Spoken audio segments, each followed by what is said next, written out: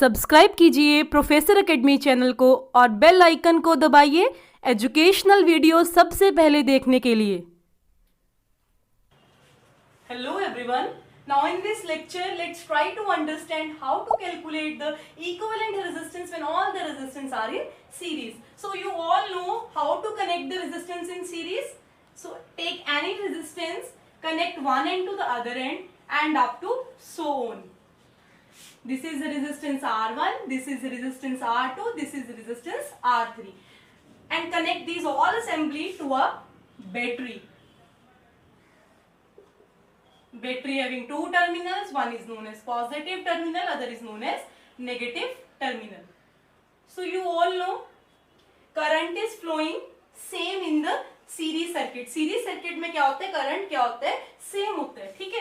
तो R1 में से जितना करंट पास करेगा उतना ही करंट R2 में से जाएगा, उतना ही करंट मेरा R3 में से पास होगा। So total current in the circuit will remain same.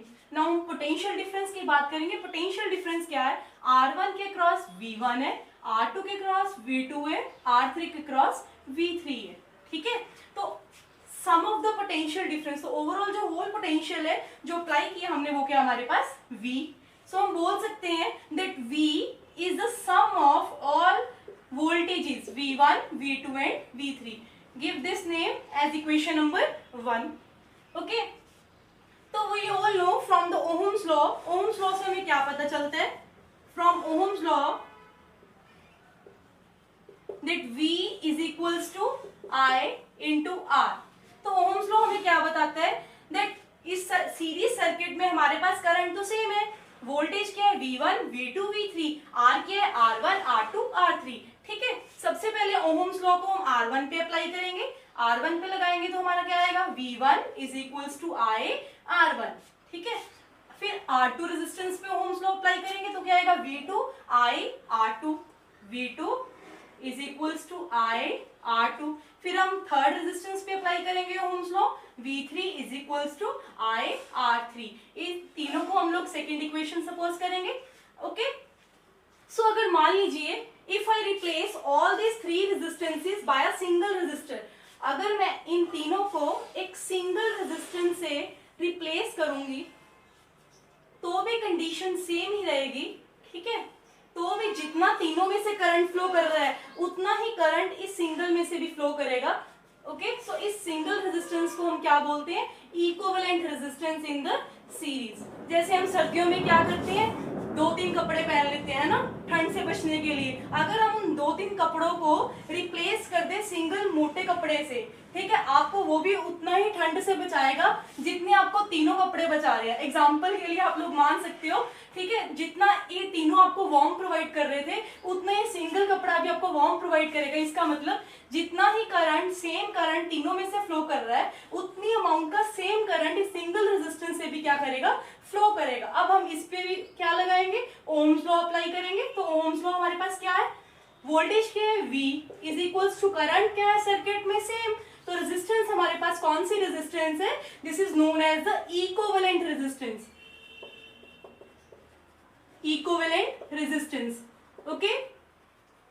इसको भी सेकंड में इंक्लूड करोगे आप लोग and putting all values in the first equation. So first equation हमारे पास क्या बन जाएगी, V की प्लेस पे हम क्या लिखेंगे, I RS is equals to V1 will be replaced by I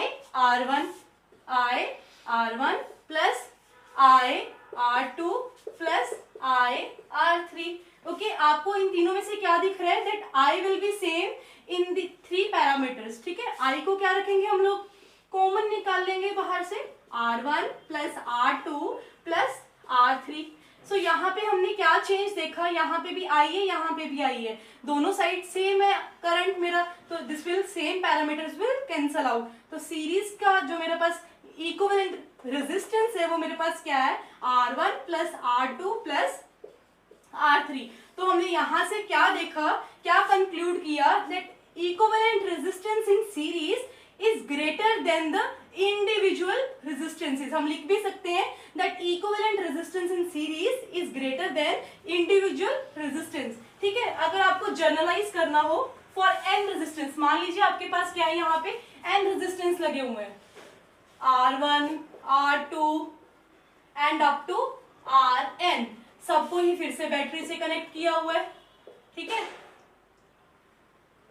अगर Rn के लिए जर्नलाइज करना हो तो आपको क्या आएगा, इसको जर्नलाइज करना है हमने nth रेजिस्टेंस के लिए, तो आपका रिजल्ट क्या आएगा, Rs is equals to R1 plus R2 plus R3 and up to so on plus Rn.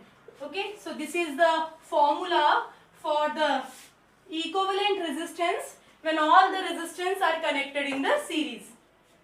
Now see this numerical, how to solve the equivalent resistance in series. An electric lamp whose resistance is 20 ohm, ठीक है, are connect and a conductor of 4 ohm is connected to a 12 volt of battery.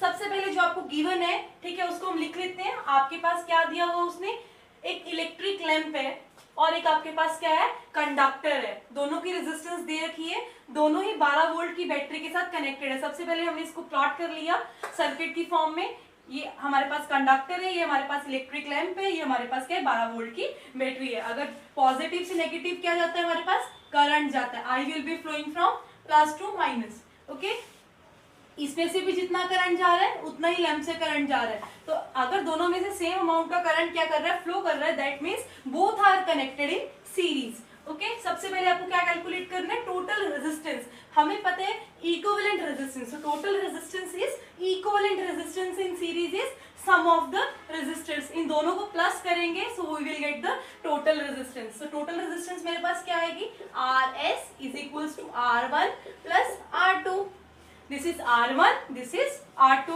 ठीक है। 4 plus 20 will be equals to 24 ohms. So हमारी जो equivalent resistance I है circuit की वो कितनी है हमारे पास, 24 ohms है। अब सेकंड पार्ट देखते हैं, the current through the circuit, circuit में से कितना करंट फ्लो कर रहा है, यू हैव टू कैलकुलेट, ठीक है, from Ohm's law. Ohm's law से हमें कैलकुलेट करेंगे, we know V equals to IR। यहां से आपको क्या कैलकुलेट करना है, करंट कैलकुलेट करना है। ओके, तो V upon R is equals to I। अब V क्या है आपके पास, बैटरी की वोल्टेज कितनी है, 12 वोल्ट, रेजिस्टेंस कितनी है आपके पास, 24 is equals to current, so 12 1 जा 12, 12 2 जा 1/2 will be equals to 0.5। Current आपका कितना आया मेरे पास, 0.5, और करंट के यूनिट्स क्या होते हैं मेरे पास, एम्पियर, ठीक है। तो थर्ड पार्ट में आपको क्या बोल रहा है, आपने पोटेंशियल डिफरेंस निकालना है, इस इलेक्ट्रिक लैंप का भी निकालना है और आपको कंडक्टर का निकालना है। सो ओहम्स लॉ फिर से हम यूज करेंगे, V इक्वल्स टू IR। सबसे पहले हम पोटेंशियल डिफरेंस किसका निकाल लेते हैं, कंडक्टर का, इसको हम V1 मान लेते हैं, ठीक है। तो पोटेंशियल डिफरेंस कैसे निकालेंगे, हमारे पास जो करंट है, हमें पता है सीरीज में करंट क्या है, सेम फ्लो करता है। अगर करंट हमारे पास 0.5 एम्पियर का आया, ठीक है, तो 0.5 ही इसमें से फ्लो कर रहे हैं, 0.5 ही लैंप में से फ्लो कर रहा है, ठीक है। तो V1 मेरे पास क्या आएगा, V1 for this conductor it is 0.5, तो रेजिस्टेंस कितनी है इसकी, 4। इन दोनों को हम मल्टीप्लाई करेंगे, ठीक है। तो जैसे ही मल्टीप्लाई करेंगे हम इसको, तो मेरे पास कितना आएगा, यहाँ पे इस पॉइंट को हटा लेंगे तो ये आएगा मेरे पास 10, 5 1 जा 5 2 जा 2 2 जा, तो मेरे पास इस कंडक्टर की वोल्टेज ड्रॉपेज कितना है, पोटेंशियल डिफरेंस कितना आया इस कंडक्टर के क्रॉस, 2, कितना आया, 2 वोल्ट आया, ठीक है। अब किसका निकालना है हमको, इस लैंप का निकालना है। लैंप का कैसे निकालेंगे, लैंप को हम V2 मान लेते हैं, हमें पता है करंट तो दोनों में क्या है, सेम है, तो I की वैल्यू फिर से 0.5 आएगी, ठीक है। तो R की वैल्यू मेरे पास क्या है इसकी, 20, तो 0.5 को किससे मल्टीप्लाई करना हम लोगों ने, 20 से, पॉइंट हटाओगे 10 नीचे आएगा, 0 विल बी कैंसिल आउट 10। तो इस रेजिस्टर के क्रॉस हमारा जो वोल्टेज है वो कितना है, 2 है, इस लैंप के क्रॉस हमारा कितना है, 10 है। तो आप देख सकते हो जो हमारा नेट वोल्टेज आएगा 10 + 2, वो फिर से ही कितना आ जाएगा, 12 वोल्ट आ जाएगा, ठीक है।